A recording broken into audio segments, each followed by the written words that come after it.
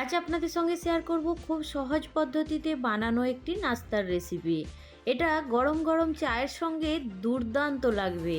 নমস্কার, কেমন আছেন সবাই? আশা করছি সবাই খুব ভালো আছেন, সুস্থ আছেন। মৌসুমি রকমারি রান্নাতে আপনাদেরকে অনেক অনেক স্বাগত।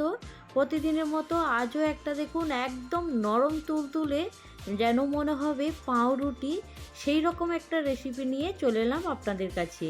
আর এটা দেখতেও যেমন একদম ফুলকো ফুলকো, আর এটাকে যদি ছিঁড়ে দেখানো হয় আপনাদেরকে, দেখলে অবাক হয়ে যাবেন। ভেতরটা একদম জালিদার, নরম তুলতুলে, দেখতে পেয়েছেন। আর এটা চায়ের সঙ্গে খেতে কিন্তু ভীষণ সুন্দর লাগে। সকালে হোক কিংবা বিকেলে হোক, যে কোনো সময়ই দারুণ লাগবে।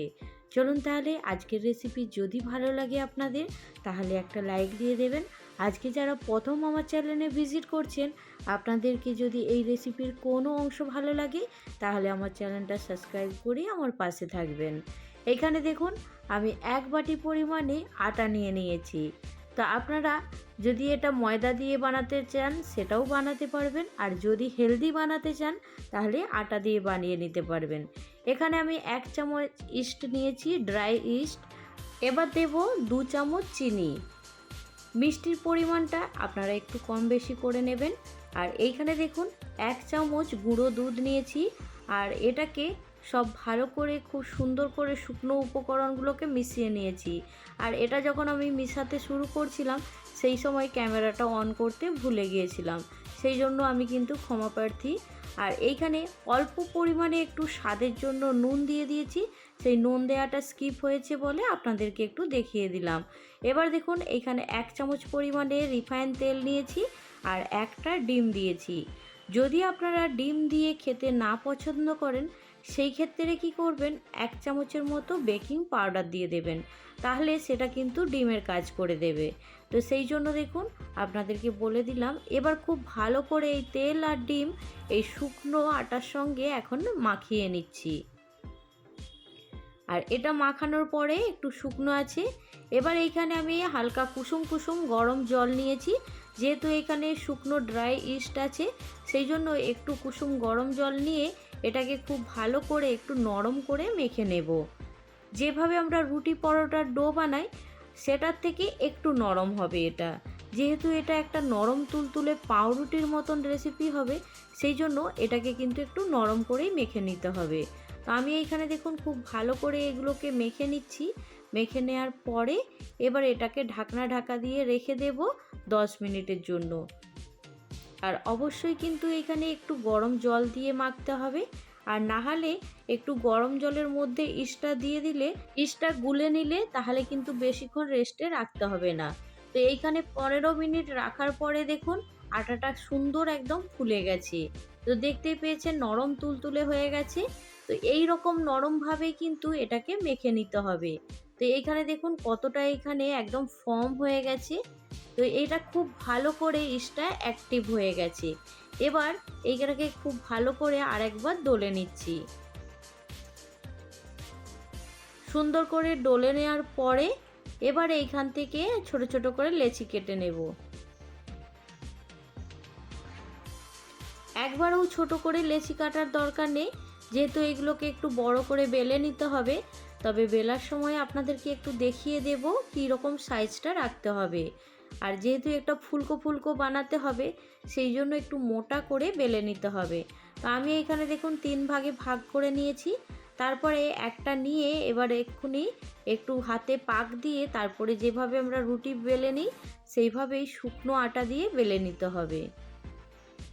এইখানে দেখুন একটা বেলুন চাকির ওপরে শুকনো আটা দিয়ে এবার খুব ভালো করে একটা লেচি নিয়ে বেলে নিচ্ছি।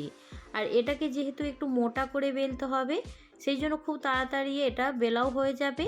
আর বানানো দেখলেন তো খুবই সহজ, শুধু কিছুক্ষণ রেস্টে রাখলেই হবে। তারপরে এইভাবে একটু মোটা করে বেলে নিতে হবে, তাহলে এটা যখন ফুলবে ভাজার পরে একদম পাউরুটির মতো খেতে লাগবে।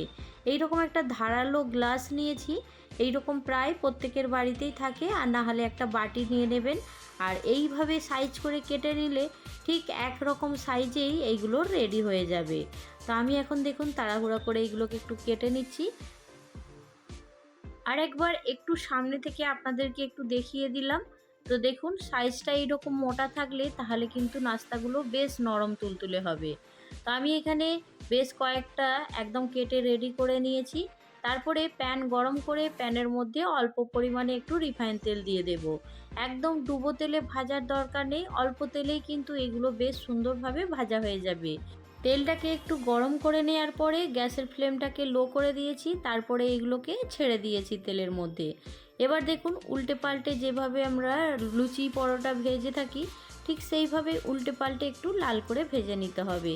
আর এগুলো ভাজতে কিন্তু খুব বেশি সময় লাগবে না, একদম কম সময়ের মধ্যেই কিন্তু একদম ফুলকো ফুলকো রেডি হয়ে যাবে।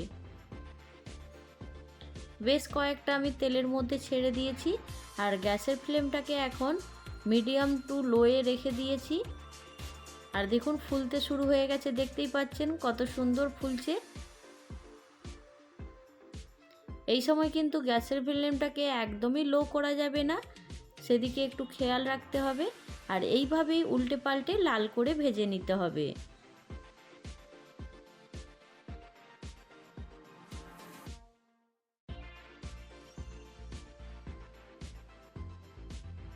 এইগুলো কিন্তু আমার বেশ ভালো করে ভাজা হয়ে গেছে দেখতে পাচ্ছেন। এবার এগুলোকে প্লেটের মধ্যে তুলে নেব। পরেরগুলো সেম একইভাবে ভেজে নিচ্ছি। তো এইখানে দেখুন পরেরগুলোকেও সুন্দর করে একদম ভেজে নিয়েছি। আর এইগুলো তো আবার সব থেকে বেশি ফুলেছে, দেখতেই পাচ্ছেন সবগুলো কিন্তু একদম ফুলকো ফুলকো হয়েছে। তো দেখলেন তো বন্ধুরা এগুলো বানানো কত সহজ, তাহলে ঝটপট করে বাড়িতে বানিয়ে নিন। আর বানানোর পরে কেমন লাগলো জানাতে কিন্তু একদম ভুলবেন না। আপনারা কোথা থেকে দেখছেন অবশ্যই একটা কমেন্ট করুন। আপনাদের কমেন্ট পেলে আমার ভিডিও বানানোর উৎসাহটা অনেকটাই বেড়ে যাবে। তো অবশ্যই একটা কমেন্ট করে জানান কেমন হয়েছে আমার রেসিপিটা। তো এইখানে আমি সবগুলোকে সুন্দর করে প্লেটের মধ্যে তুলে সাজিয়ে নিচ্ছি।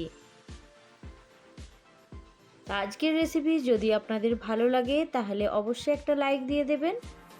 আর এই রকমই সুন্দর সুন্দর একদম সহজ পদ্ধতিতে রেসিপি আপনাদের সঙ্গে শেয়ার করব।